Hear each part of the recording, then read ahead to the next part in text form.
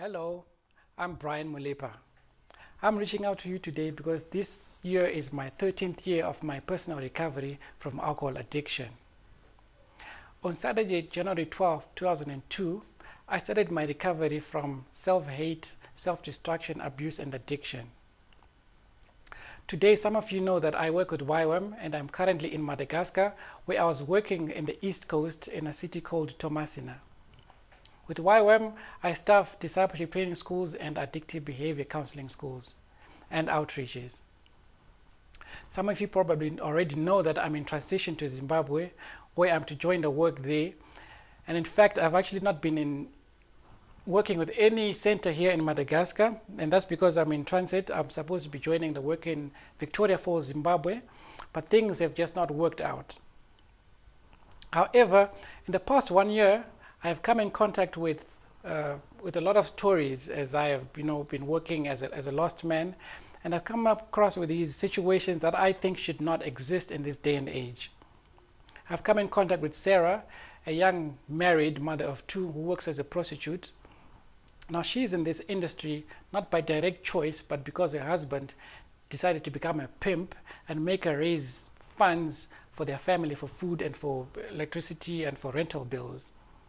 I've come in contact with Uni, a 12-year-old girl who also works as a prostitute. Now she's in this not because she's being naughty or she's being rebellious, but because her parents make her offer these services to tourists in a way of raising funds for food again and for rentals. And unfortunately, she also gets to sleep with men who are old enough to be her grandparents. I'm telling you these stories because I'm outraged. I'm outraged by them, and I hope you also get upset. There's also a story of a young man named Jean. After spending 4 days with no food, he decided to sell his brother. He did sell his brother for 50 euros to some Indian guy. And thank God for the neighbors who ran around and rescued this young brother who had been sold. But sadly, stories like these are not unusual. They're very common. People are still being sold in this day and age into slavery. And slavery still exists in this day and age. And when you look at these stories, it's easier to assume that it is the love of money, But what I'm seeing is that people don't know how to live, but they can be taught. Some time ago, I was just chatting with one official from the Zimbabwe Prison Services, and I learned that most of the people who are in prison are not first-time offenders, but they are regular people who offend and get released and go back again. And it's people who have been there 3, 4, or even up to 10 times. Now he says what happens is a person serves time, is released, goes home, and they cannot reintegrate themselves into society, so they offend again with intention to go back in prison, where it's maybe safer for them. And again, talking about Zimbabwe, you probably saw the video of the young lady who was harassed and stripped of her clothes. Now what happened in that video is some men saw her, she was dressed quite well, and then they decided, no, that skirt she's wearing is too short and we're going to punish her by stripping her of her clothes. And they went ahead and they stripped her of her clothes, and I was outraged. It was crazy. And it was crazier for me because now when I looked at the video, I recognized some of the guys who were in the video, the guys who were stripping off her clothes. I know these people. They're not like, I talk to these people, I know them, and that's what saddens me, because I know them, they can learn. Now I could go on and on with stories of what is happening in this region, but let me tell you how you can do something about all this pain and madness.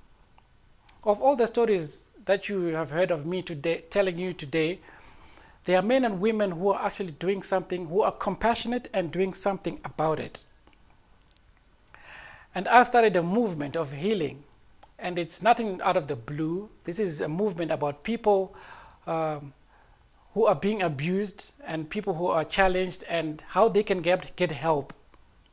And the purpose of all of this is that we help one another so that everybody can be able to live joyful, significant, and purposeful lives. Now with this movement, people will come together in strategic relationships that are geared to transforming or making the life of the self or the other better. Now this year, as I celebrate 13 years of my personal recovery from self-hate and self-destruction, abuse and addiction, and being a doormat, I'm taking it to the streets and I'm giving it back. I'm helping others in the same way that I was helped by other men and women who were compassionate for me. This year, I'm challenging myself to take on South Central Africa.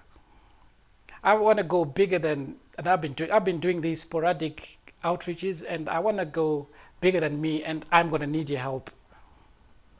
So as I celebrate 13 years of my personal recovery, I would like to ask of you if you can support this venture that I'm going through. This means I'm looking for as many people who can support me.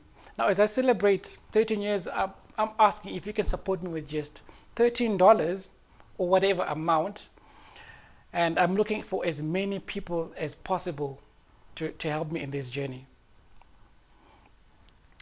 Now, to get this going, I want to share this video with some. I've got about 1,000 friends on Facebook, and maybe 20 of them talk to me, and maybe just 3 or 5 actually have real relationships with me.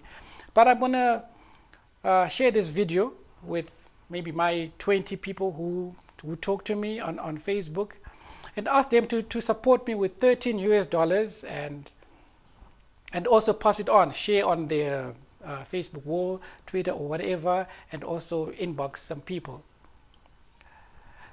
Yeah, I'm taking on Madagascar and South Central Africa, and that's, I'll probably take on 6 countries, and I really need your help. Now, early next year, I'm running a prison DTS. Now, this is a discipleship training school for prisoners. And how about another DTS for people working in the sex industry? I've got a friend taking on that venture. Now listen, this is not another empire but a movement of healing that is coming. I will have no headquarters because we don't need any. We just need people. Instead of me running these sporadic relationships, sporadic outreaches where I go to Mozambique, come back, go to Zambia, come back, why not upscale it and go in, train leaders who can do the work themselves and pass it on? I realize that I've been taking maybe more than the intended 5 minutes, but I just want to say thank you so much for joining me here, and let's do this, and let's do it with passion. Thank you. God bless.